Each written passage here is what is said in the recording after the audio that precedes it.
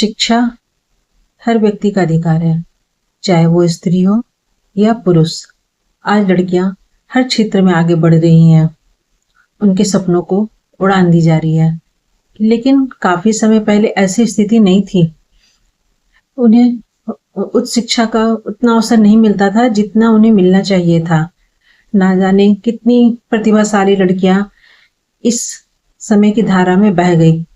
लेकिन कहते हैं ना, किसी के सपने अधूरे रह जाते हैं, लेकिन उनकी गूंज हमेशा बनी रहती है। आज मैं आपको एक ऐसी ही प्रतिभाशाली लड़की की कहानी सुनाने जा रही हूँ। नमस्कार, मैं रेखा वर्मा अपने YouTube चैनल अनोखी कहानी में आपका स्वागत करती हूँ। ये कहानी सच्ची है, बस मुझे एक परिचित ने सुनाई थी। उन्होंने इस शर्त पे सुनाई थी कि मैं उनका नाम ना लूं, उनके गांव का भी नाम ना लूं, क्योंकि ये कहानी बस कुछ लोगों को ही मालूम है। वो नहीं चाहते हैं कि ये कहानी ज्यादा फैले। तो मैंने सारे उनका नाम, गांव का नाम, सभी कुछ बदल दिया है। लेकिन कहानी सच्ची है, बस कहानियों के जगह और नाम, पात्र बदल दिए गए हैं। ये कहानी आदित्य वर्मा की है। आदित्य वर्मा एक शिक्षक थे। उन्हें पढ़ाना बहुत पसंद था। साथ वो ये चाहते थे कि हर कोई अच्छी तरीके से पढ़ाई करे। वो ये नहीं चाहते थे कि कोई भी सिर्फ उन्हें अवसर नहीं मिला इसलिए किसी अपनी पढ़ाई से वंचित रह जाए। आदित्य वर्मा ने देखा कि स्कूल में पढ़ाने के बाद भी बहुत सारे बच्चे ऐसे हैं जो बहुत कुछ नहीं समझ पाते हैं। इसलिए उन्होंने फैसला किया कि वो एक कोचिंग इंस्टीट्यूट चलाएंगे जिसमें बहुत कम फी में ही सभी को पढ़ाया करते थे। बच्चे उनके पास आने लगे। वो स्कूल खत्म करके अपने कोचिंग में जाते थे, वहां बच्चों को पढ़ाया करते थे। बहुत बच्चे आते थे क्योंकि उनका पढ़ाने का स्टाइल भी बहुत अच्छा था, सभी को बहुत पसंद आता था। तो वो लोग पढ़ने के लिए आते थे। वो देखते थे कि उनके क्लास में हर रोज पीछे एक लड़की आके बैठती है जो बहुत ध्यान से उनकी बातें सुनती रहती है, लेकिन ना कभी क्वेश्चन करती है और ना कभी अगर उन्होंने कुछ पूछा तो उसका वो जवाब देती है। वो जब भी उसकी ओर इशारा करते थे उसके बगल वाले लड़के या लड़की उठ जाते थे, लेकिन वो कभी नहीं उठती थी। लेकिन चूंकि उनके पास समय की कमी रहती थी, वो स्कूल जाते थे, स्कूल से आके फिर तो कोचिंग जाते थे, इसलिए वो उन्होंने बात को जाने दिया। वो बस अपनी पढ़ाई में ध्यान लगाया करते थे। आदित्य जी को उसका ये बिहेवियर अजीब लगता था, लेकिन जाने दिया उन्होंने। एक दिन जब वो क्लास खत्म करके वापस अपने घर जाने का जैसे उन्होंने अपने बाइक को स्टार्ट किया, वो लड़की सामने आकर खड़ी हो गई। उन्हें नमस्ते करते हुए कहा, सर मेरा नाम सपना है, मैं पास के ही एक गांव में रहती हूँ। मेरा गांव यहाँ से थोड़ा दूर है, मुझे आने जाने में बहुत कष्ट होता है, क्या आप मेरे घर पर आकर मुझे पढ़ा दिया करेंगे? आदित्य जी थोड़े परेशान हुए क्योंकि वो स्कूल जाते थे, स्कूल से आके फिर कोचिंग इंस्टीट्यूट चलाते थे। उसके बाद भी उनके पास समय नहीं बचता था क्योंकि रात हो जाती थी कि वो उसके घर जाकर उसे पढ़ाया करें। उन्होंने कहा, ये मेरे लिए बहुत मुश्किल होगा, ऐसा मेरे पास संभव नहीं है। सपना चली गई क्योंकि आदित्य जी ने कहा कि सोच कर बताऊं। उनके लिए वो संभव ही नहीं था, लेकिन फिर भी उन्होंने कहा सोच कर बताऊंगा। सपना चली गई। 2 दिन तक वो नजर नहीं आई, लेकिन फिर वो तीसरे दिन क्लास में आई और फिर जब सभी के जाने के बाद फिर वो आदित्य जी के पास आई और फिर उसका वही सवाल, सर आप मेरे घर आकर मुझे पढ़ाया करें ना, मुझे यहाँ आने में बहुत कष्ट होता है। अब उसका गांव भी थोड़ा दूर था, लेकिन वो इतना उनसे रिक्वेस्ट कर रही थी कि आदित्य जी ने कहा कि ठीक है चलो मैं मान भी लेता हूँ, लेकिन यहाँ से मैं जाऊंगा, तुम्हें पढ़ाऊंगा, फिर मैं वापस घर जाऊंगा, मुझे भी देर होगी और तुम्हारे परिवार वालों को भी कष्ट होगा क्योंकि रात हो गई रहेगी। तब सपना ने कहा, नहीं सर, किसी को कोई परेशानी नहीं होगी। मेरे घर में 2 दरवाजे हैं, एक सामने भी है और एक पीछे है। मैं पीछे का दरवाजा खोल दूंगी, आप आके वहां पढ़ा के मुझे चले जाए कीजिए, मेरे घर वालों को कोई परेशानी नहीं होगी। आदित्य जी थोड़ा झिझके, लेकिन फिर भी उन्होंने उसकी इस लगन को देखते हुए कहा, ठीक है, मैं कल आके तुम्हारे घर को देख के घर पर आता हूँ और तुम्हें कोशिश करूंगा पढ़ाने का। सपना बहुत खुश हुई। अगले दिन से आदित्य जी क्लास खत्म होने के बाद उसके घर उसे पढ़ाने जाने लगे। वो बाइक से जाते थे, वो पीछे के दरवाजे से जाते उसे पढ़ाकर वापस पीछे से आ जाते थे। कभी उसके घर में कौन है, क्योंकि उनके पास समय भी नहीं था। और सपना ने कहा था कि उन लोगों को कोई कष्ट नहीं हो। उन्हें भी लगता था कि रात हो रही है, कष्ट नहीं देना है। वो पढ़ा के चले जाया करते थे।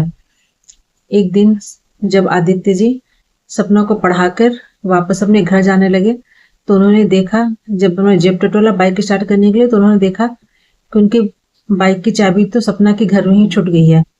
अब वो थोड़े परेशान हुए, क्या करूं। जाके उन्हें दरवाजा खटखटाया पीछे से, किसी ने दरवाजा नहीं खोला। अब वो परेशान हो रहे थे कि मैं क्या करूं। 2-3 बार उन्हें खटखट किया। घर उनका दूर था, वो बिना बाइक के जा भी नहीं सकते थे। और कोई उन्हें जानता भी नहीं था कि वो सपना के टीचर है, इसलिए थोड़ी झिझक हो रही थी कि वो जाएं, सबको उठाएं, सबको बताएं कि मैं सपना का टीचर हूँ। लेकिन उन्हें जाना तो पड़ता ही, क्योंकि उनके पास और कोई विकल्प नहीं था। उन्होंने जाकर सामने का दरवाजा खटखटाया। सामने से एक सज्जन निकले। उन्होंने प्रश्नवाचक नजर से उन्हें देखा, क्योंकि वो उन्हें नहीं जानते थे। उन्होंने बताया, झिझकते हुए बताया आदित्य जी ने कि मैं सपना का टीचर हूँ। सपना शायद आप लोगों को नहीं बताया होगा, लेकिन मैं उसे रोज यहाँ पढ़ाने आता हूँ। उन्होंने कहा था आप लोगों को कष्ट नहीं हो, इसलिए मैं पीछे के दरवाजे से आता हूँ और उसे पढ़ा के चला जाता हूँ। लेकिन आज मेरी बाइक की चाबी रह गई थी, कोई दरवाजा नहीं खोल रहा था, इसलिए मुझे आना पड़ा। इन लोगों की बात चली रही थी कि तभी से अंदर से एक महिला भी आई। वो सुनने लगी उनकी बात। उसने पूछा कि आप किसकी बात कर रहे हैं। तब तक सज्जन ने भी उन्हें अंदर आने को कह दिया था। उन्होंने कहा मैं सपना का टीचर, इतना सपना। वो उन्होंने पूछा कि आप किसे पढ़ाएं, तो उन्हें सपना सपना वर्ड पूरा भी नहीं हुआ था कि उन्होंने देखा कि सामने सपना की तस्वीर लगी हुई है जिस पर माला चढ़ा हुआ है। ये देख के वो बुरी तरह चौंक गए। वो गिरते गिरते बचे। वो लड़खड़ा रहे थे, लेकिन उन्होंने, जो सज्जन थे, उन्होंने उसे पकड़ लिया, शांति से उन्हें बिठाया, पानी दिया, फिर पूछा कि अब आप बताइए बात क्या है। तब उसने पूरी कहानी बताई कि सपना आके क्लास में पीछे बैठती थी, पढ़ाई करती थी। उसने उन बहुत रिक्वेस्ट किया कि वो घर पर आके पढ़ाए, क्योंकि वो पढ़ना चाहती थी, लेकिन वो गांव दूर होने के चलते वो आ नहीं पाती थी, इसलिए आने में उसे कष्ट होता था। इसलिए आदित्य जी ने उन्हें उसे घर पर आके पढ़ाने लगे। लेकिन किसी को कष्ट नहीं, इसलिए पीछे से आते थे। लेकिन आज उनकी चाबी छूट गई थी।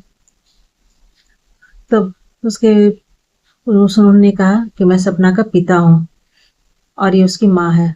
सपना को गुजरे हुए भी 10 साल हो गया है।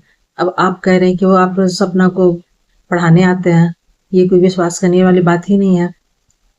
तब तक आदित्य जी ने किसी तरीके से अपने को संभाल लिया था। उन्होंने कहा देखिए, मैं सच बोल रहा हूँ। अगर आप लोग एक बार मेरे साथ ऊपर के कमरे में चल कर देखिए। मैं तो वहां रोज आकर पढ़ाता हूँ। वहां मेरी टेबल पर शायद मेरी चाबी भी छूट गई है।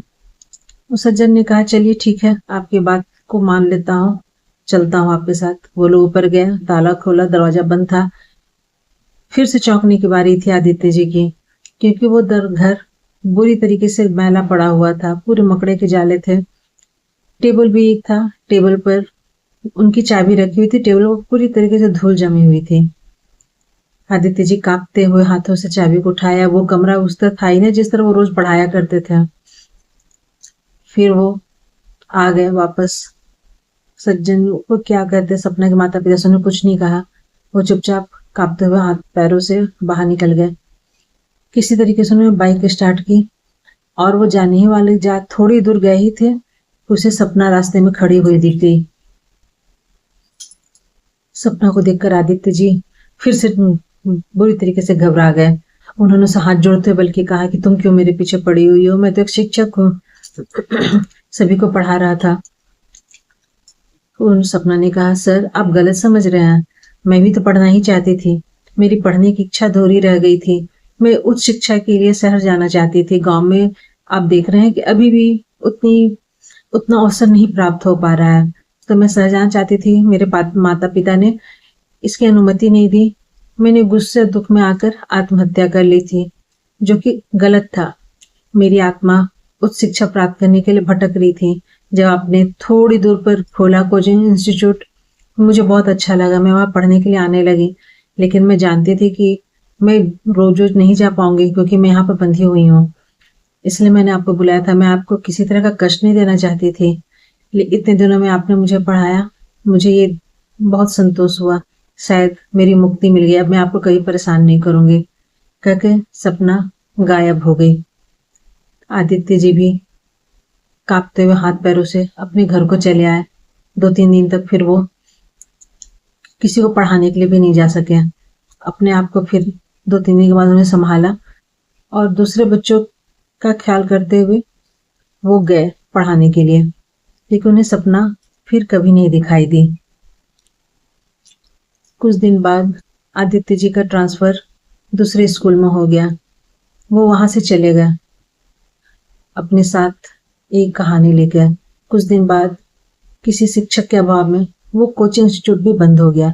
ऐसा लगता है जैसे आदित्य जी का वहां आगमन बस सपना को पढ़ाने के लिए हुआ था, उसमें आत्मा के शांति के लिए हुआ था, क्योंकि वो तृप्त हो गई थी।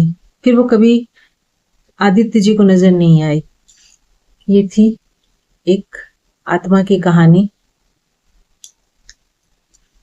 जिसने अपने सपनों को तो पूरा वो नहीं कर पाई, लेकिन जिस अतिरिक्त इच्छा को वो लेकर गई थी, शायद उसकी इच्छा थोड़ी सी पूरी हो गई। मैं तो यही चाहूंगी कि सबके सपने पूरे सच होते रहे ताकि उन्हें कभी भटकना नहीं पड़े मृत्यु के बाद भी। तो धन्यवाद। मुझे लगता है आपको ये कहानी पसंद आई होगी। कहानी पसंद आए तो लाइक जरूर करें, कमेंट करें, मेरे चैनल को सब्सक्राइब करें। धन्यवाद।